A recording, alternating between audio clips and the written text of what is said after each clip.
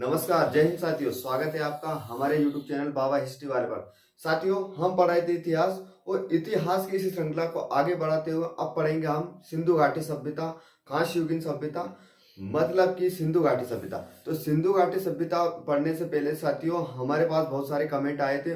उन्हीं कमेंट में बोला था कि सर आप हमें ईसा और ईसा पूर्व में थोड़ा सा अंतर समझाइए, और दूसरा एक कार्बन 14 विधि क्या है उसको भी हम समझाइए।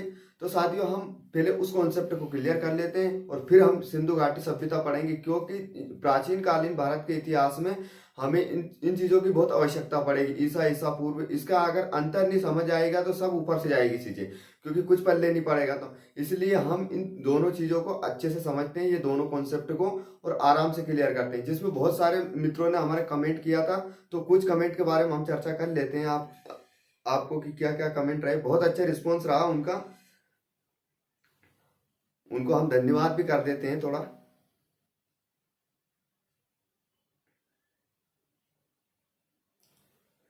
तो हम पहले कार्बन 14 विधि के बारे में चर्चा करेंगे और साथ में कमेंट भी देखते रहेंगे, है ना।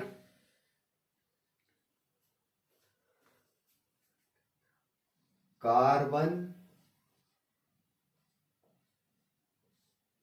14, अब ये कार्बन 14 विधि क्या है और इसके माध्यम से कैसे आयु या तिथि का निर्धारण किया जाता है। सिंपल परिभाषा है इसकी। एक मिनट, हम कमेंट भी देखते रहें साथ में, ताकि हमारे मित्रों को बुरा ना लगे।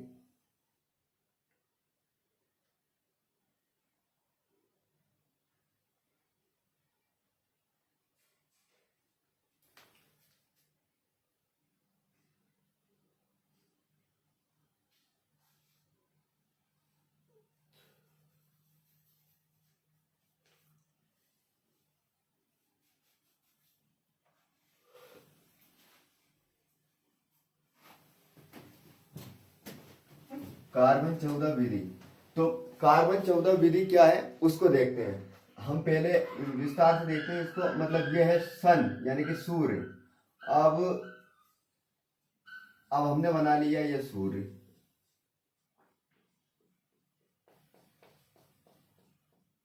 सूर्य बना लिया। अब सूर्य से आएगी किरणें, ये आ रही किरणें। तो जब सूर्य से किरणें आएगी तो ये किसी पेड़ पर पड़ेगी, यानी कि वृक्ष पर पड़ेगी, पौधे पर पड़ेगी। ये बना लिया अपन ने पौधा।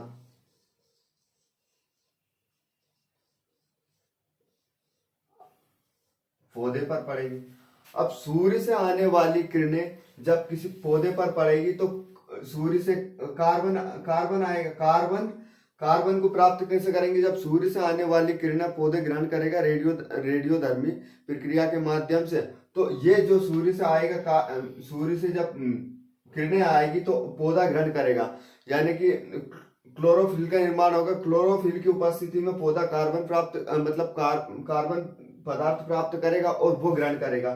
तो जब पौधा कार्बन प्राप्त कर लेगा तो क्या होगा कि पौधे में सूर्य के द्वारा वो आ गई है, कार्बन आ गया। अब ये पौधा सूर्य से कार्बन प्राप्त कर रहा। अब इसी कार्बन को क्या करते हैं, मतलब पौधे को किसी जानवर ने खा लिया।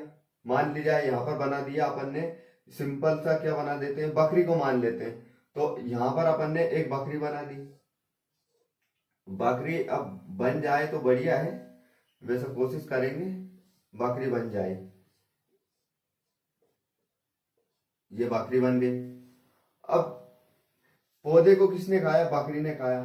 तो अब जब पौधे में जो कार्बन था तो वो किस में आ गया? जब पौधे को बकरी ने खाया तो बकरी के अंदर आ गया। अब बकरी में कार्बन आ गया।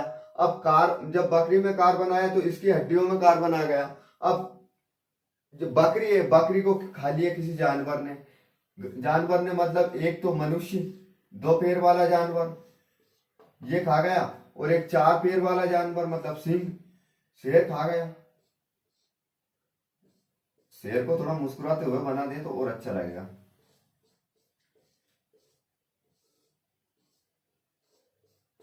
शेर ने खा लिया, मतलब किसी जानवर ने खा लिया। यह है मनुष्य, यह है शेर। अब यह है बकरी, यह है वृक्ष। मतलब सूर्य से आने वाली, जब सूर्य सूर्य से किरणें आएगी, सूर्य किरणों की उपस्थिति में पौधा कार्बन प्राप्त करेगा, और कार्बन प्राप्त करेगा तो पौधे में कार्बन आ जाएगा।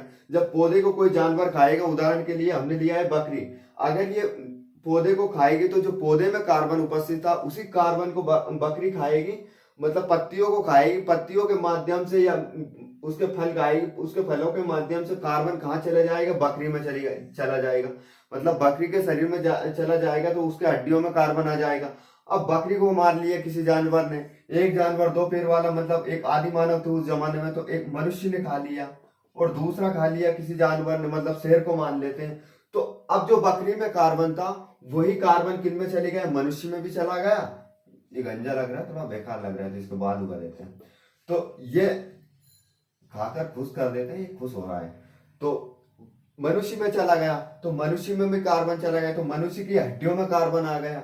या अब खा लिया सिंह ने, यानी कि शेर ने खा लिया, तो उसकी हड्डियों में भी कार्बन आ गया।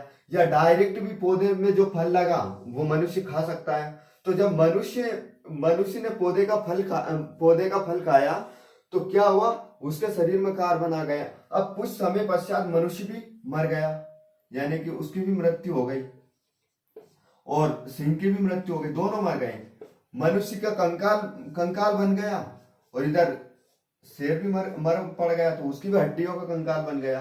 अब मान ले जाए मनुष्य ने क्या किया, दूसरे मनुष्य भी जिंदा हो, उनने शेर की हड्डी का क्या बना लिया, कोई सा औजार बना लिया, जो हमने पूर्व पाषाण काल में देखे, मध्य पाषाण काल में देखे।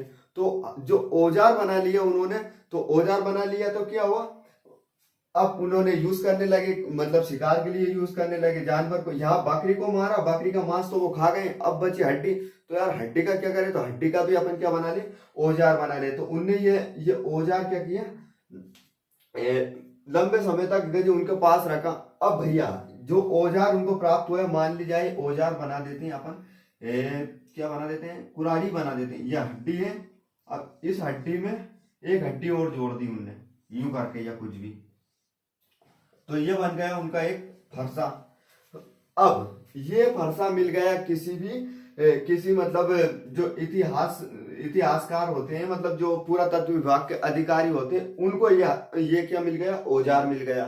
अब औजार मिल गया तो वो लाए लेब में लाकर इनकी करने लगे वो लेब टेस्टिंग करने लगे। क्या करने लगे, लेब टेस्टिंग। तो अब जब उन्होंने लेब टेस्टिंग की इसकी, तो उन्होंने क्या देखा कि ये पहली बात तो ये क्या है, तो दूसरा उनको पता लगा कि ये एक हड्डी है और ये हड्डी का बना हुआ औजार है। तो फिर उनको पता चला कि ये हड्डी तो है लेकिन ये किस जानवर की है, तो उन्होंने उससे देखा कि ये इस जानवर की हड्डी है। अब देखा कि ये हड्डी है लेकिन ये कितने साल पुरानी है, तो उन्होंने पता लगाया कि ये इतने लगभग 5000 साल पुरानी है। कितने हजार साल पुरानी है। तो जब हड्डी का लेब टेस्टिंग देखा तो इसमें क्या होता है साथियों कि इसमें दो कार्बन रहते हैं। एक कार्बन का नाम होता है कार्बन 14, कार्बन 14 होता है, और एक होता है कार्बन 12 यानी कार्बन 12। तो इसमें दो चीजें होती है। जो कार्बन 14 होता है, तो वो कार्बन 14 का क्या कॉन्सेप्ट है, वो मतलब समय के साथ साथ घटने लगता है।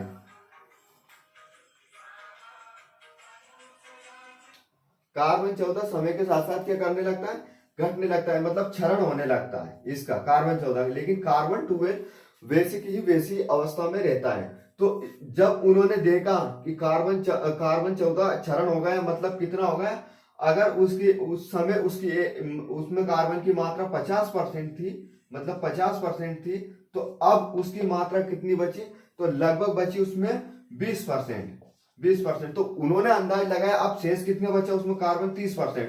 तो उन्होंने उस विधि के आधार पर विधि के आधार पर उन्होंने अंदाज लगाया कि ये इतने वर्ष पुराना होगा। क्योंकि साथियों हम कोई साइंस तो पढ़ नहीं रहे, हम एक सिविल सर्विस जैसे देख रहे हैं, क्योंकि सामान्य हमें परीक्षा लेना है, इसलिए हम इसकी गहराई और गर्त में नहीं जाएंगे। अगर गहराई गर्त में जाएंगे तो पूरा कॉन्सेप्ट बिगड़ जाएगा और आपको भी समझ नहीं आएगा। तो हमें सिर्फ ऊपर ब्रॉडली समझना है, ज्यादा गहराई में नहीं जाना है। तो अब उन्होंने इससे अंदाज लगा दिया। अब हम यहाँ बकरी नहीं लेकर हम मनुष्य भी ले सकते हैं कि मनुष्य की आयु का अंदाज लगाया। अब हो सकता है जब ये पेड़ की पत्तियां नीचे जमीन पे गिरी तो इसमें भी कार्बन आ गया जमीन में, तो उस समय के मनुष्य ने क्या बना लिया, मटका बना लिया। अब मटका बना लिया, जब उसका परीक्षण किया तो मटके की लैब टेस्टिंग की, उन्होंने परीक्षण किया तो परीक्षण में पाया गया कि ये मटका कितनी मतलब कितने ईसा पूर्व का होगा या कितने समय पूर्व का होगा। तो उसमें उन्होंने कार्बन को देखा कि कार्बन इसमें कितना उपस्थित है, क्योंकि कार्बन 14 है कि क्या होता है कि वो समय के साथ साथ घटता जाता है, कि उसका क्षरण होता जाता है। अब साथियों ये विधि है, लेकिन इस विधि के बारे में हमें सबसे पहले किसने बताया, क्योंकि ये क्वेश्चन हमें परीक्षा में बार बार पूछा जाता है कि किसने बताया, कब बताया और इसमें सबसे पहले किसकी खोज की। तो मैं बता दूं कि सबसे पहले जब इस विधि का प्रयोग किया तो इस विधि में सबसे पहले किसका परीक्षण किया, तो सबसे पहले इस विधि में लकड़ी का परीक्षण किया। किसका किया, लकड़ी के टुकड़े का परीक्षण किया। लकड़ी के टुकड़े का परीक्षण किया, उससे इसकी आयु का निर्धारण किया। मतलब उन्होंने ना तो पहले हड्डी को देखा, ना किसी मटके को देखा, सबसे पहले उन्होंने टेस्टिंग की किसकी की, तो लकड़ी की। लकड़ी का परीक्षण किया सबसे पहले, और इस विधि के माध्यम से, मतलब कार्बन 14। तो जब उन्होंने अब इसमें अपन ने मटका देखा तो मटके का परीक्षण कर लिया, हो सकते हैं किसी औजार का कर लिया। अब इसमें किसका परीक्षण नहीं करते हैं, तो हम इसमें पत्थरों का परीक्षण नहीं कर सकते कि ये पत्थर कितने साल पुराने, क्योंकि उनमें कार्बन नहीं पाया जाता। तो उन्होंने क्या किया, लकड़ी का परीक्षण किया। तो अब हमें ये जानना है कि इसके बारे में सबसे पहले किसने बताया। तो रुक एक मिनट, सबसे पहले किसने बताया इसके बारे में कि ये कार्बन विधि होती क्या है और कैसे काम करती है, तो उसके बारे में हम थोड़ा समझते हैं।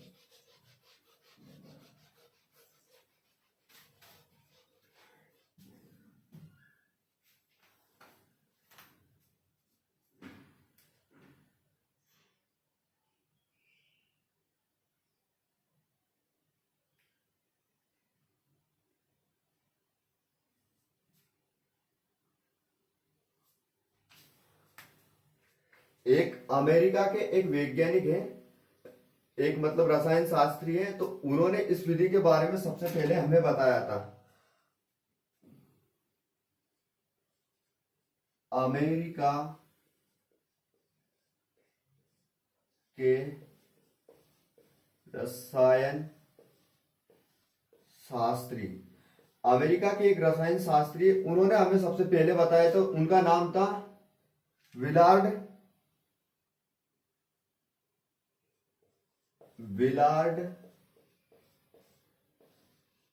Frank Libby. Willard Frank Libby ने बताया था। तो कब बताया था इसको, सबसे पहले 27 फरवरी 1940 ईस्वी। कब बताया था, 1940 ईस्वी। अब ये अस्तित्व में कब आया था इसके बारे में अब पता है, उन्होंने प्रमाणित किया था 1947 ईस्वी में। कब किया था, 1947 ईस्वी में। अब उन्होंने इस विधि का मतलब रसायन शास्त्री थे, अमेरिका के एक रसायन शास्त्री थे विलार्ड फ्रैंक लिब्बी। उन्होंने कब बताया था इसके बारे में, 27 फरवरी 1940 में इस विधि की खोज कर ली थी, जिसके बाद में लेकिन अब इसको प्रमाणित किया था उन्होंने 7 साल बाद, मतलब 1947 में इसको प्रमाणित कर दिया। और ये विधि इतनी कारगर सिद्ध हुई, इतनी अच्छी सिद्ध हुई, तो उनको 1960 में पहली बार नोबल से सम्मानित किया, मतलब नोबल पुरस्कार से सम्मानित किया गया। तो जो अमेरिका के रसायन शास्त्री का नाम है विलार्ड फ्रैंक लिब्बी। उन्होंने इस विधि के बारे में, मतलब कार्बन 14 विधि का आविष्कार किया। और कब किया, तो 27 फरवरी 1940। ये याद रखने योग्य तथ्य है और बहुत महत्वपूर्ण तथ्य है, क्योंकि कई बार इससे क्वेश्चन बन गया कि कार्बन 14 विधि का आविष्कार किसने किया, और किसने इस विधि का सबसे पहले मतलब आविष्कार किया और किसने बनाया। तो अमेरिका के एक वैज्ञानिक ने, रसायन शास्त्री ने, जिनका नाम विलार्ड फ्रैंक लिब्बी था। कब बनाया, तो 27 फरवरी 1940 को। और जिसके बाद में अब उसको प्रमाणित कब किया, मतलब आपने कोई सी विधि बनाई कि किसी की चीज कोई सी मशीन बनाई, तो उस वो मशीन किस तरह काम करती है, वो विधि किस तरह काम करती है, आप उसको प्रमाणित कीजिए। तो उन्होंने प्रमाणित किया कब, 1947, मतलब उनको 7 वर्ष का समय लग गया उसको प्रमाणित करने में। फिर अब जब वो कारगर सिद्ध हुई और अच्छे परिणाम दिए, तो उनको जो नोबेल पुरस्कार मिला, उनको नोबेल पुरस्कार दिया गया 1960 में। तो ये हुई हमारी कार्बन 14 विधि। एक बार और सीधी सिंपल शब्दों में समझ लेते हैं। सूर्य होता है, सूर्य की किरणों की उपस्थिति में क्या होता है, कार्बन की प्राप्ति, पौधे भोजन बनाते हैं, मतलब कार्बन को लेते हैं। जब पौधा भोजन प्राप्त कर लेता है तो पौधे को कोई जानवर खाता है, जैसे बकरी ने खा लिया, बकरी के अलावा कोई भी और भी जानवर हो सकता है। जैसे आम का पेड़ है, आम के पेड़ में फल लगा तो मनुष्य ने खा लिया, तो मनुष्य में उस फल के माध्यम से कार्बन आ गया। और जैसे कि अगर पौधे को किसी जानवर ने खाया, जैसे कि उदाहरण लिया था हमने बकरी ने, अगर बकरी ने खाया तो उसके शरीर में भी कार्बन पहुंच गया, वो कार्बन मनुष्य में पहुंच गया या किसी जानवर में पहुंच गया। कुछ समय बाद अगर जानवर भी मर गया और मनुष्य भी मर गया, तो उसका हमें क्या मिलेगा, कंकाल मिलेगा। तो अब उस कंकाल का हमने लैब में लाकर परीक्षण किया, और परीक्षण किया तो उससे हमें अंदाज लगा कि ये कितना साल पुराना है, मतलब उसका लैब टेस्टिंग की गई। और लैब टेस्टिंग करने के बाद में उसका हमने एक तिथि निर्धारित देखी, कहा ये आंसर सिर्फ लगभग में आता है, एकदम एक्यूरेट भी उस विधि ने नहीं बताया कि हाँ बिल्कुल, लेकिन 11-12 हो सकता है, इतना ज्यादा भी अंतर नहीं देख सकते। अब ऐसे हमने उस विधि के माध्यम से परीक्षण किया। अब इसमें एक और महत्वपूर्ण तथ्य था कि सर इसमें कितने पुरानी चीजों का हम पता नहीं लगा सकते, तो लगभग 60,000 साल पुरानी चीजों का हम पता नहीं लगा सकते, क्योंकि 60,000 पुरानी चीजों में ऐसा होता है कि कार्बन पूर्ण रूप से क्षरित हो जाता है, मतलब कि पूर्ण रूप से क्षरण हो जाता है, उसमें इतना कम मात्रा बचती है कि हम उसका पता एक निश्चित अनुमान नहीं लगा सकते। तो इसी के साथ हमने किसको, कार्बन 14 विधि को समाप्त किया है। अब हम देखेंगे ईसा और ईसा पूर्व को।